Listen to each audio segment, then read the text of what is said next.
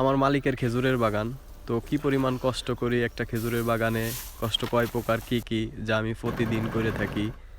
হে everyone, তো দেখতেছেন আমার পিছনে খেজুরের বাগান।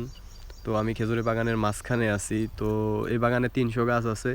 তো আমি একাই কাজ করতেছি, বিগত 1.5 মাস যাবৎ কাজ চালাইয়ে যাইতেছি, কাটার থেকে শুরু করে সব কিছু।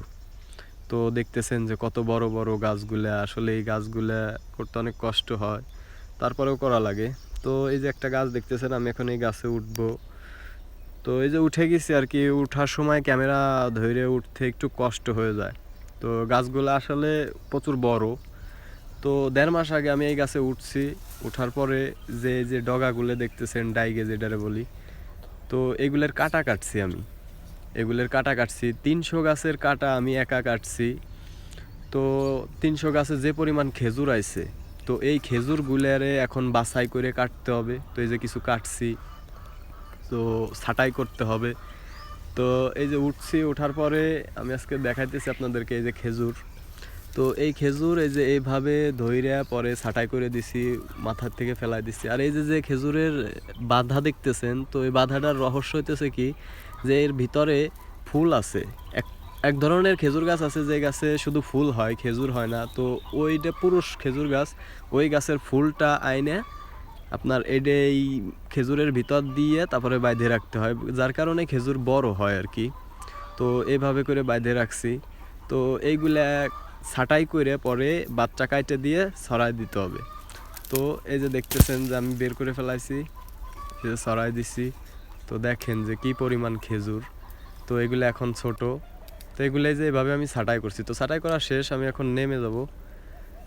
তো আপনাদেরকে দেখানোর ক্ষেত্রে আমি উঠছি। তো এই যে সব কিছু নিচে রেখে দিলাম। তো এখন দেখেন আমি কি পরিমাণ কষ্ট করে গাছে উঠি, গাছের থেকে নামি। 300 গাছ আমি ডেলি একা একা কাজ করি। তো প্রতিদিন 10টা 15টা এইভাবে করে গাছ করি। দেখেন যে আমি কি পরিমাণ কষ্ট হইতেছে আর কি। তো যাই হোক, শুধু খেজুরের বাগানে খেজুরের কাজ করি না, অন্য অন্য কাজ আছে, যেরকম উট, দুম্বা, ছাগল, ভেড়া, সব কিছুই আছে। তো সবগুলোর কাজ আমার আমার সাথে আরও 2জন আছে, আকবর ভাই, জাহিদ। তো ওই পাশে ঘাস কাটতেছে আর কি। তো দেখেন যে আসলে গাছ কি পরিমাণ বড়। তো আমি যাইতেছি এই পাশে, আকবর ভাই উটের জন্য ঘাস কাটতেছে। তো যাব, যাই ওই ঘাস আবার লোড দিব গাড়ির থেকে, দিয়ে উটের খামারে নিয়ে যাব। তো এখানে নিয়ে ঘাস দিব, ছাগল, গরু, উট সব কিছুরে একবার ভাই লোড দিতেছে আরবানা করে, এটারে আরবানা বলে। তো একটা বাগানে যে কতটা কষ্ট আর কত ধরনের কাজ, যা এইগুলো নিজের চোখে না দেখলে বিশ্বাস করা যায় না।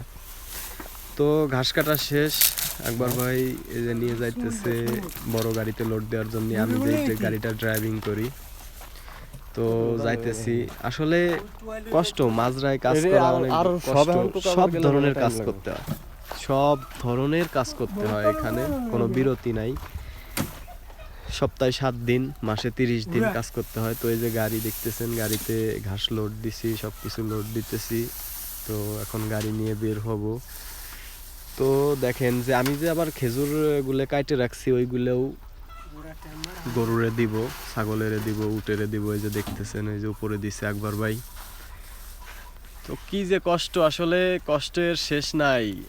এই যে দেখতেছেন খেজুরের বাদা, এগুলোও কাটছে যে বাছাইকৃত খেজুর। তো যাই হোক, টেম্বার লোড হয়ে গেল, এটাকে টেম্বার বলি আর কি। তো আমি বিরাইং গাড়ি বলতেছি। তো এই যে লোড হয়ে গেছে, আমি যাইতেছি উটের খামারের দিকে। আমি আছি, একবার ভাই আছে। রাস্তাটাও আসলে তেমন সুবিধা না, ঝাঁকি দেয়। কাছাকাছি চলে আইছি।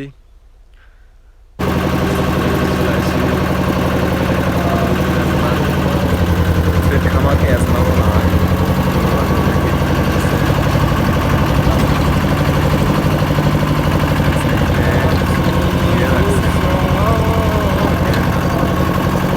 চলে আসলাম ওদের খামারে, একবার ভাই ঘাস দিতে। ওদের অবস্থা কি, আসলে একটা মাছ দেয়, দুধ আছে, ছাগল আছে, গরু আছে, কৃষি কাজ, সব কিছু আছে। এই কারণে উটকে ঠিক মতো খাবার দিতে পারি না, ছাগলের ঠিক মতো খাবার দিতে পারি না, কিছুই করতে পারি না আসলে। এইটা দেখতেছেন যে উটের খাবার দেওয়া হইতেছে, তো দেখতেছেন যে উটটা আসলে বড় আছে। উট আছে, তো যাই হোক উটের ঘাস জানোয়ার খাবার দিতেছি, ঘাস দিতেছে দেওয়ার আর পরে কি। আবার ছাগলের কাছে যাব। তো এই দুইটা সবগুলো বাচ্চা আর চলে কি, আসে বাচ্চা 2 ঘাস বছর খাওয়ার বয়স, জন্য। বড় হয়েছে। তো দেখছেন, দেখতেছেন যে উটগুলা আসলে উটে ঘাস সুন্দর আছে, খেতেছে। হয়তো একটু খাওয়া চতুর্দিকে কম দেওয়া হয় পাহাড়, এই কারণে একটু কম। মাঝখানে উটের এজমা। তো উটের মাঝরায় এগুলোর আসলে এজমা কাজ বলা প্রচুর হইতেছে, কষ্ট, ঠিক আছে। প্রতিদিন যুদ্ধ করতে হয় সব কিছুর সাথে। তো যাক, খাবার দেওয়া হয়ে গেছে।